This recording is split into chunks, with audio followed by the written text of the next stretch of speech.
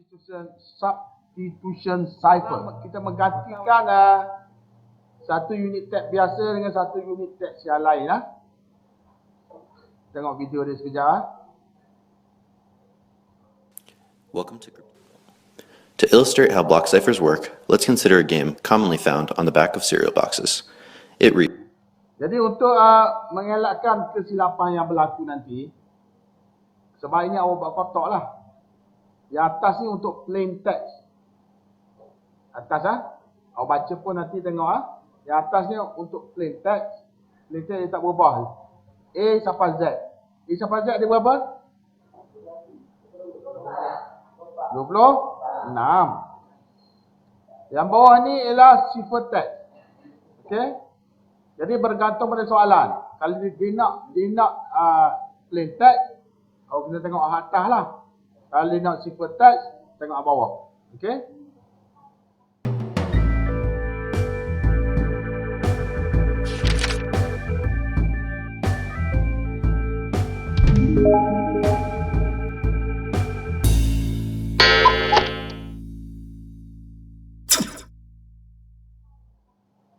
Reads, decrypt the following message using the table above. In this example, we're going to call this message the ciphertext. The game is at... Okey, kalau EFBD, kita nak ciphertext. Ni lah ciphertext. Jadi awak kena tengok mana? Dia nak sekali plain text. Plain text kena tengok atas. Letak atas. Kalau EFBD ni lah ciphertext, soalan dia nyatakan plain text. Apa dia message dia? Tengok atas jadi apa? Face. Betul? Jangan keliru tengok atas bawah ke. Kalau awak tengok atas, jadi lain apa dia pula. Jadi awak tengok bawah E jadi F. F jadi A. B jadi C. D jadi E. Face asking us to translate it to plain text. To solve this puzzle, we would simply look at the letters in the ciphertext row of this table and see what plain text they correspond to. In this case, they would spell the word face. Ini secara penerangan secara inilah keseluruhan bukan detail lah, secara ringkas. Okey.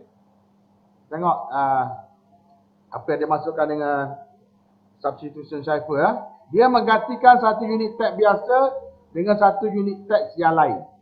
Diganti terus Mata dah saling kan? Okay. Jadi satu unit dia bermaksud satu abjad ataupun pasangan abjad ataupun kumpulan abjad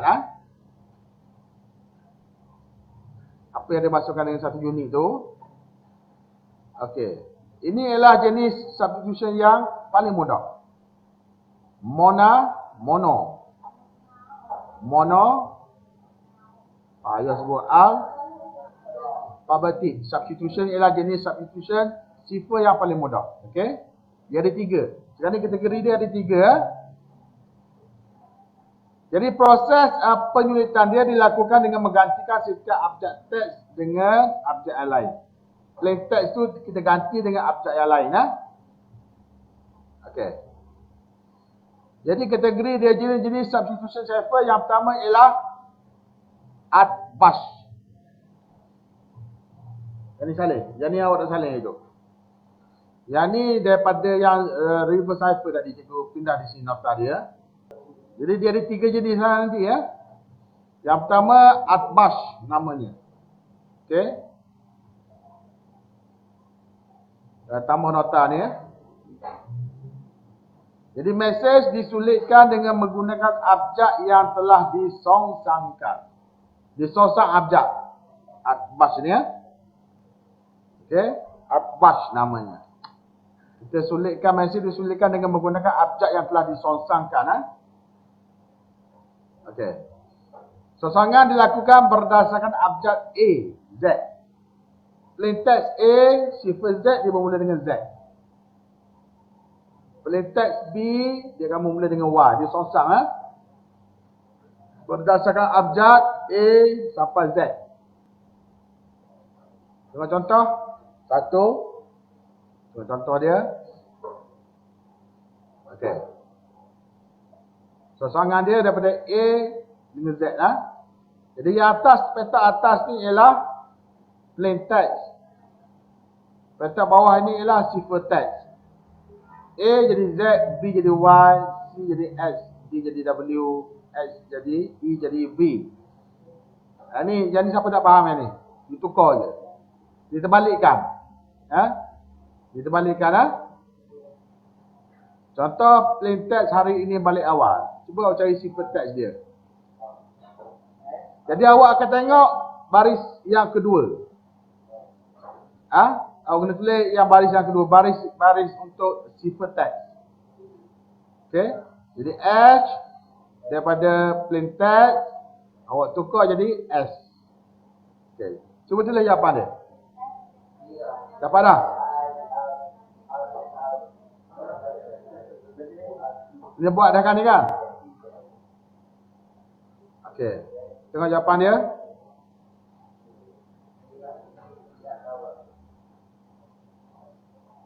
Ni betul. Jawapan dia kan?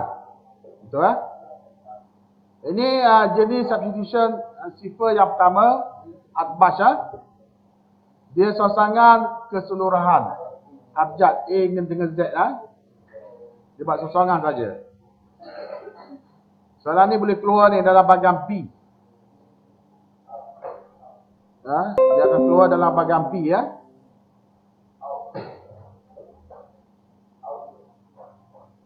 Okey, latihan. Cuba describe message ini. H, Z, B, Z, H, P, P, Z, and Z, P, Z, M. Kita nak cari apa? Kita nak cari plain text. Jawapan dia apa? Saya suka makan. Semua dapat saya suka makan? Siapa dah dapat? Saya suka makan. Okey Yang ni agak mudah lah. Tak keliru Okey, ni jenis contoh yang pertama Okey, yang kedua. Yang kedua jenis substitution cipher yang kedua ialah scissor cipher. Yang kedua, letak apa itu buat salin dah kan? Scissor cipher. Iaitu kaedah cipher yang paling awal digunakan oleh manusia. Caesar. Caesar ni nama raja di Rome. Seorang raja, seorang pahlawan lah. Sejarah ni kita dah belajar itu. Alright. Juga disebut shift cipher anjakan. Apa yang dilakukan scissor cipher ni, dia menganjakkan. Dia buat sistem anjakan. Okey. Dia ada tiga jenis scissor cipher. Okey. Jadi penyulitan teks biasa plain text dilakukan dengan menggantikan setiap abjad dalam teks dengan abjad lain dalam susunan abjad. Dia ganti. Dia anjak dulu baru dia ganti. Dia bergantung kepada key. Bergantung kepada kunci yang diberi. Dia ada kunci Dia bergantung pada kunci yang diberi nanti Jadi bilangan anjakan yang kita nak anjak itu, dia bergantung pada kunci dikenali sebagai kunci. Okey. Dan kunci ini boleh diwakili dengan sebarang simbol. Kita akan tengok ada tiga jenis scissor cipher. Kita salin dari itu ni. Okey. Tengok contoh yang pertama. Contoh satu. Ini Kata kunci perlu. Anjakan 5 tempat dari kiri. Dari kiri daripada A ke kanan P. Plain text tidak berubah. Sama A sampai Z. Cipher text yang berubah. Okey. Dia letak, kalau dia bagi perlu, dia letak P, R, S, L, U. Lepas tu baru mula dengan A, B, C, D dan sampai Z. Boleh faham Jadi E tak adalah, E dah ada sini. A, B, C, D terus pada F lah. Sebanyak E dah ada. Dia dah isi E di sini. terus pada F. Boleh faham ni? Ada yang tak faham? Yang ni kalau saya suka makan, dia punya Caesar sifar dia, sifar tak dia apa dia? Ni betul jawapan dia. QPYT, QTGP, IPGP ya. Okey. Ni dah kita buat itu. Okey, latihan. Cuba buat zombie. Describe message ini. Apa maksud dia? Kita nak plain text. Zombie, aku susun balik ya. Tengok jawapan daripada Hidayah ha. Apa agaknya Hidayah apa jawapan dia? Semua dapat jawapan sama Hidayah? Lampu itu sangat panas. Okey, cuba tengok jawapan dia. Okey, brilliant. Lampu itu sangat panas. Ini contoh yang pertama. Okey. Boleh faham yang ni ya? Yang kedua. Contoh yang kedua. Dia kata kuncinya ialah shift 90. Anjakan 7 tempat dari kiri. Mengapa 7 tempat? Mengapa 7 tempat? Mengapa 7 tempat? 4, 5, 6, 7. Okey, yang ke-8 baru kita buat A. Mengapa? Mengapa? Kalau shift A sampai Z berapa? 20? 26 dari 19 berapa? 7 tempat. Tolak je. Boleh? Bilang 1, 2, 3, 4, 5, 6, 7. Jadi H daripada plain text dia akan jadi A. Seterusnya. S, T, U, V, W, X, Y, and Z. Boleh faham? Yang ni awak kena tolak jumlah keseluruhan A sampai Z 26. Tolak dengan 19. Kalau dia ada shift, kata kunci dia shift kena tolak Okey. Cuba cari tu. Hello. Hello. Hello apa? F.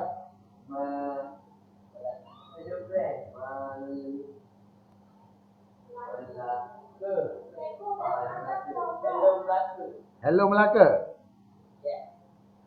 Betul? Ya.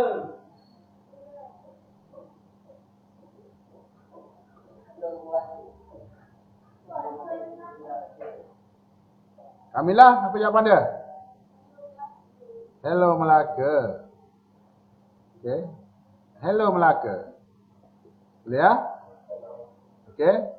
Latihan shift of 5. And script Macam sini.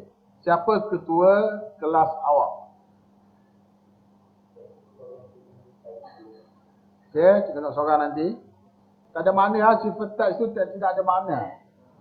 Okey, Fatin tulis kat depan tengok jawapan Fatin.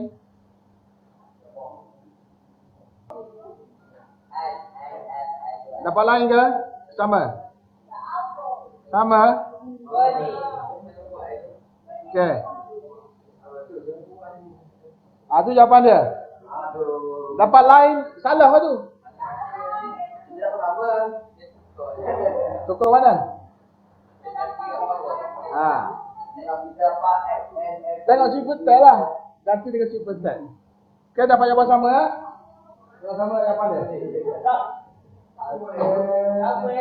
Okey, sama. Brilliant. Okey. Ini yang kedua. Sisa sifar yang kedua. Okey, yang ketiga.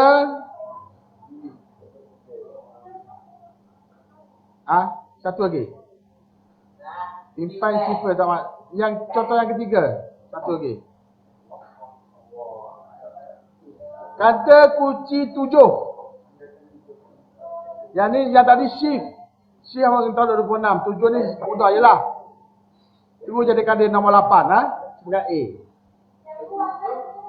7 1A Sampai 7 bilang 7 dulu. 1, 2, 3, 4, 5, 6, 7. Yang ke-8 tu jadikan A.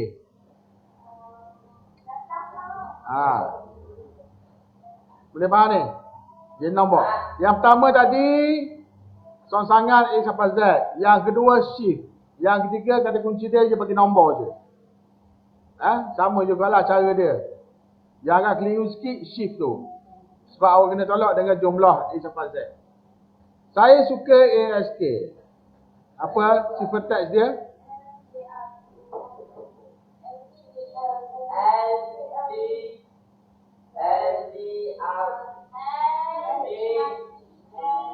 Tengok jawapan dia.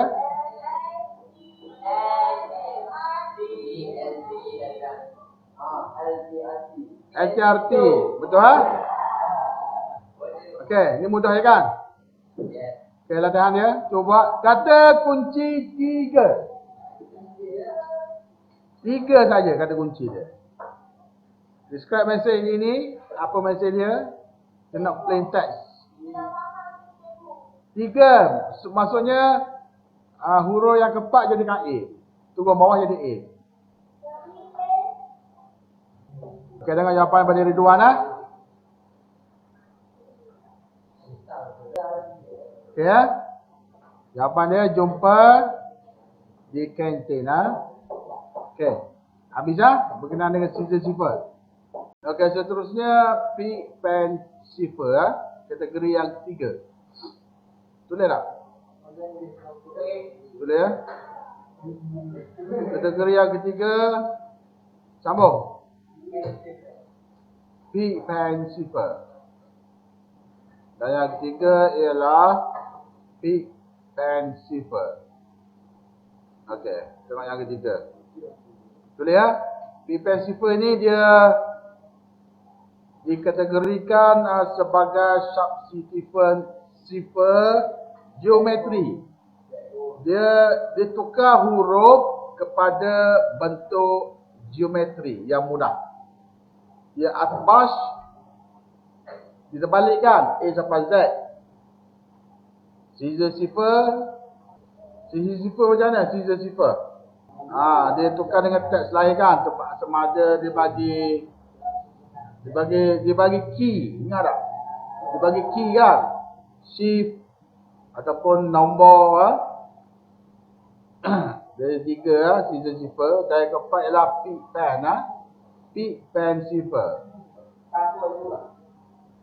Okey, pick pen sifar dikategorikan sebagai substitution sifar geometri yang mudah yang mudah.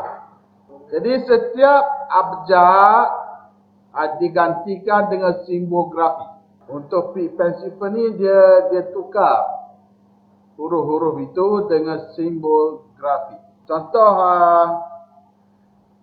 awak tengok tak piramid di Mesir. Jadi lukisan-lukisan kan. Di piramid Mesir tu dia ada simbol-simbol kan. Dia tengok dia ada simbol-simbol pada bangunan piramid tu. Itu ialah pick pen sifar. Simbol itu sebenarnya dia menyulitkan dia berlaku proses penyulitan. Dibuat supaya orang lain tak faham pun dia masuk ditulis tu. Pada simbol-simbol tersebut Okey. Jadi pick pen sifar ini mudah digunakan kerana penyulitan dan nyah sulit dapat dilakukan dengan mudah jika simbol-simbol grafik kita ketahui. Tapi kita kena fahamlah simbol. Bentuk A apa yang diubah jadi grafik. B apa dia, C apa dia.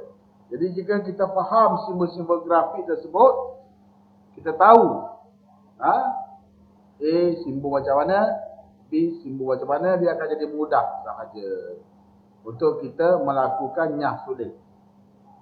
Untuk kita terjemahkan simbol-simbol tersebut. Jadi dia ada garis sempadan. Nanti awak akan tengok dia ada garis sempadan yang menghasilkan simbol grafik unik. Dalam pick pen sifar itu ialah merupakan kunci bagi sifar ini. Dia ada garis sepadan. Nanti awak tengok apa yang dimasukkan dengan garis sepadan. Dia bagi dulu dalam satu simbol yang banyak daripada A sampai Z. Lepas tu dia ada garis padan dia. Awak kena asing-asingkan dia. Okey, tengok contoh dia. Tak belum lagi. Jadi dengan mengetahui kunci ini, proses penyulitan dan yang sulit dapat dilakukan dengan mudah. Okey, contoh satu. A, cuba perhati. A sampai Z. Lepas tu tadi awak ada tulis garis sepadan. Maksudnya A, ini ialah bentuk A, simbol A. B, bentuk macam ni. Apa tak dibagi atas ni? C, bentuk macam ni. D, faham dah? J dia ada titik. Sampai ke R dia ada titik. Simbol yang sama cuma berbeza, dia ada tanda noktah, tanda titik. S macam ni. Itu ada masukkan garis padan lah, kita ambil garis padan dia. T, U, V, W ada tanda. Dia pun sama. Okey. Sampai Z. Ni cuba buat yang ni, lokis yang ni. Yang atas ni. A sampai Z. Lokis. Kejap itu. Cuba buat. Nanti kita ada latihan. Lepas tu cari sifat teks untuk hello tower. Tengok macam mana bentuk geometri yang awak dapat. Walau sama boleh. Hello tower. Lain, kita bagi jawapan dia. Sama. Maknanya dia 1, 2, 3, 4, 5, 6, 7, 8, 9. Ini 10 markah ni. Salah satu simbol potong. Boleh ni mungkin dalam bahagian C. Dalam bahagian C ya. Okey, latihan. Yang sulit mesej ini. Dia bagi teks sifar. Yang sulit mesej tersebut. Seronok belajar. Ada orang apa lain? Seronok belajar ke? Ada apa lain? Seronok belajar. Maksudnya dia akan bagi dulu simbol-simbol tersebut Mungkin dia ada ubah suara, dia ubah. Dia bergantung pada simbol yang dia berilah. Okay, baru boleh kita terjemahkan. Okay, so tajuk ni dah habis. Jadi